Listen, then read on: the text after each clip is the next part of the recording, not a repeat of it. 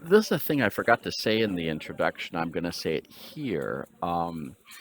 Is when you're doing assessment, when you're doing any kind of measurements, or let's say measurements. I want to say measurement. When you're evaluating things, you got to know what you're going to evaluate. Now, I want you to go back and now go back and watch again. If you haven't watched it yet, you got to watch it now, or they're in here in the list. I'm going to actually mention them, and I mentioned them in another video to watch it too, right?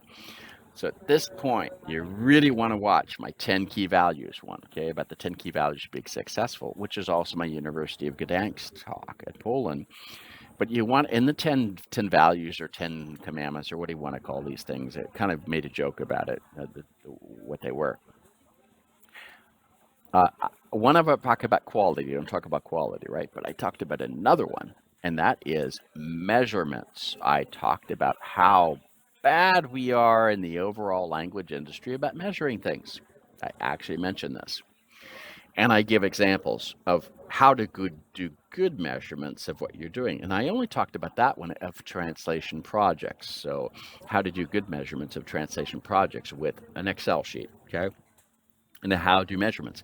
But this is all over the place. The whole problem of doing translation projects is not knowing the time it took to do it, on the platforms you did it on, all these things. And I give examples in that, right? So there's a whole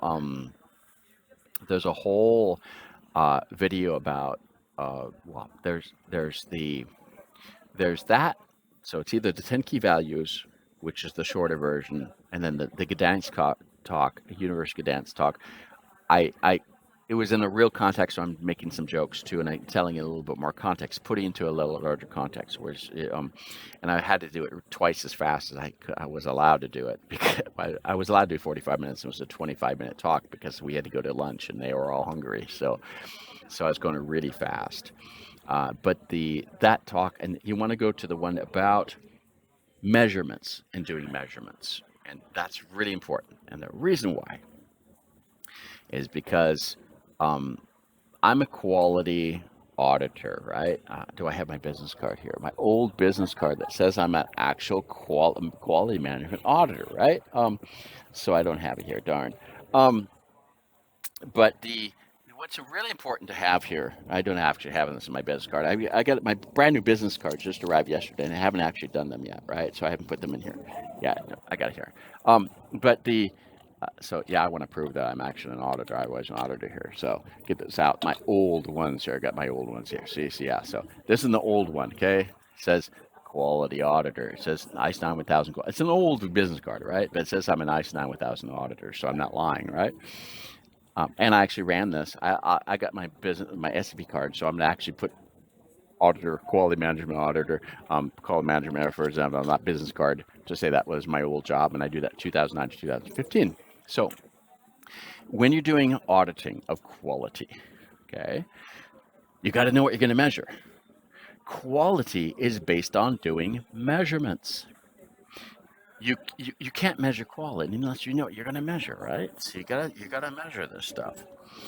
You got to know what you want to measure. You got to determine what you're going to measure, and then you got to measure it, and then you got to prove that you've measured it, and then you audit what you said you're going to measure or you were going to measure. It's really simple. I mean, actually, if you want to do a quality management system, things. I mean, it's so basic. It's so basic. It's say what you're going to measure it, and then show that you measured it. It's really simple.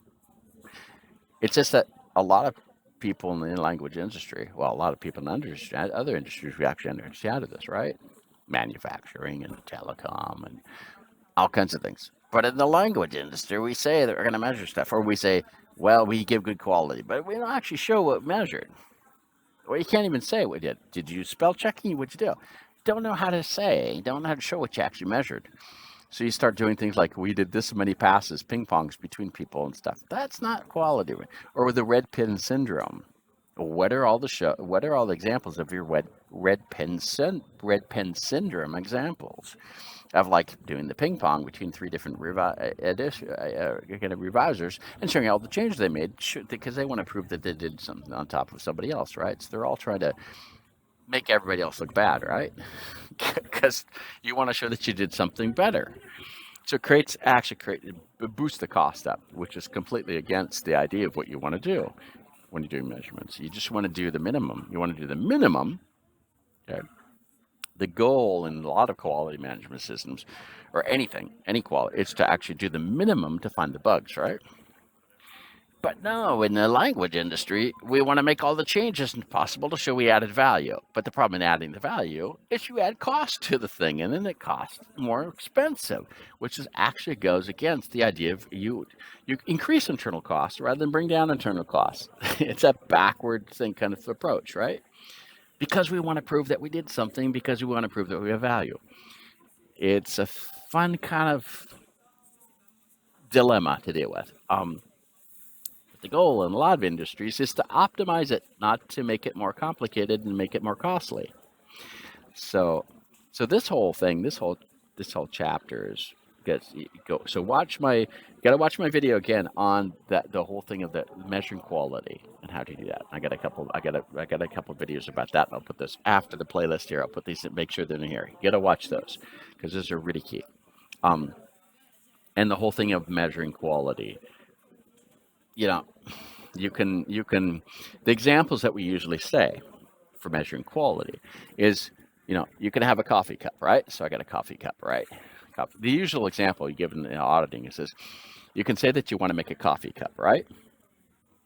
So yeah, I got McDonald's coffee cup here at McDonald's.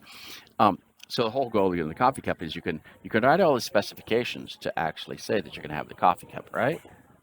And that it's going to work, and you're going to have coffee. Yeah.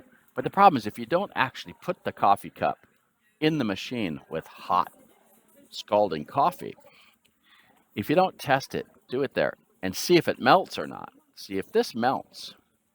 You can write all the specifications you want, but if you didn't put it actually in the machine and had it run down and have the hot coffee go, and see if it doesn't melt the cup, right? Because some of the cheap plastic cups, they might melt if the coffee's too hot, right? If it stays too hot. See, this thing's got a lid on it, right? It keeps the coffee hot. What happens if you take the lid off? The heat goes out. So what happens if you got the thing in one of those little cheap plastic cups and you put a lid on it? The thing starts melting and then the thing goes apart. That's bad quality, right? Because it can't hold the cup, or it melts so much that the person burns themselves, right? See, this the whole, and then that leads to you know lawsuits, right? Remember the lady in 1984? She put the McDonald's coffee cup between her lap in the car, and she burned her. Hmm, resulted in what I think was $11 million lawsuit. That's called quality assurance. Okay, it was too hot, because the coffee cup wasn't checked to make sure it wasn't going to burn the person's lower end organs, right? So that's a very expensive example, right, of this. So these are great examples of why you got to measure quality. And but again, you got to know what you want to measure. And the first thing to do is determine what do you want to measure. And and that's the whole thing of this series is what you want to measure, right? Now we're going to get that at the very end. I'm not going to tell you what it is until you get to the end, okay? Because I got to build this up. I got to show what are things you need to be able to do. Most people think that measuring and measurements a lot of subjective stuff. There's a lot of subjective aspects into measurements too as well. That have to be taken into consideration. And your whole goal is to actually objective, kind of make those all objective points that you can actually list, but not make it so complicated that you can't follow it because it becomes too heavy to actually do the work, right? So that's all I'm going to say on this right now because there's so much to say about this that it will require like a few more subchapters, subsections in this tutorial book or whatever this to actually explain this. But here we're going to do that. So I get a little bit of background noise. I'm talking here at the McDonald's on the coffee, had a coffee and stuff, and just having some ideas, time to say them and do them. Gotta say them or I forget them. So I don't always have time to write it on the phone because I'm driving the car and I can't write, right? So I have the voice memo on. So I have to actually stop here and tell the before I do it now, before I forget what I want to talk about. So that was this one on, I get what it was about. It was about quality measurements and why we need to have why we need to measure quality. What is quality and measuring quality, and why we need to measure quality and how we do it. There'll be more on this topic.